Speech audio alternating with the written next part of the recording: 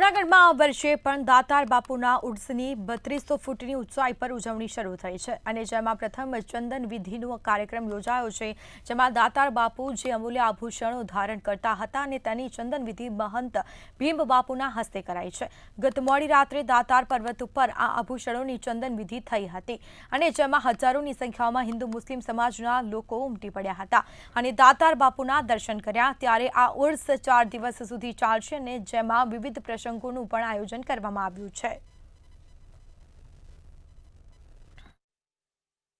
દર વર્ષે ઉર્સનો મેળો આવે છે। એમાં ઉર્સના મેળામાં એક પહેલા દિવસ ગુફા ખુલે છે, તો એના એવા સીરીદાયક આભૂષણ છે એ બહાર આવે છે, બહાર અભિષેક થાય છે અને ઓટે 2 કલાક રાખી બધા ભાવિકો સંખ્યા બધા દર્શન કરે છે અને ખૂબ ધન્ય બને છે અને આ ગુફાની અંદર છે એ પાછા પધરાવે છે, પછી પાછા એની જે કાંઈ ચંદન વિધિ થાય છે અંદર થાય।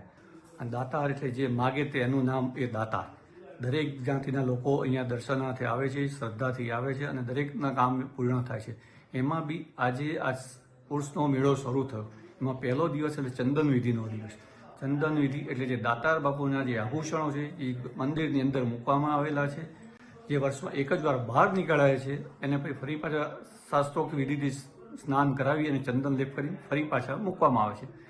દાતારની આ પવિત્ર ભૂમિ ઉપર ગરવા ગિરનારની ગોદમાં દર વર્ષે જે દાતારની આભૂષણો બહાર કાઢી ચંદન વિધિ થાય, પૂજન વિધિ થાય અને ભગવાનના આ શૃંગાર વર્ષોની પરંપરા આજે જાળવવાનું અને દર્શન કરવાનું સૌભાગ્ય જેના નસીબમાં હોય છે, જેમને દાતાર બોલાવતા હોય એ આવી શકે।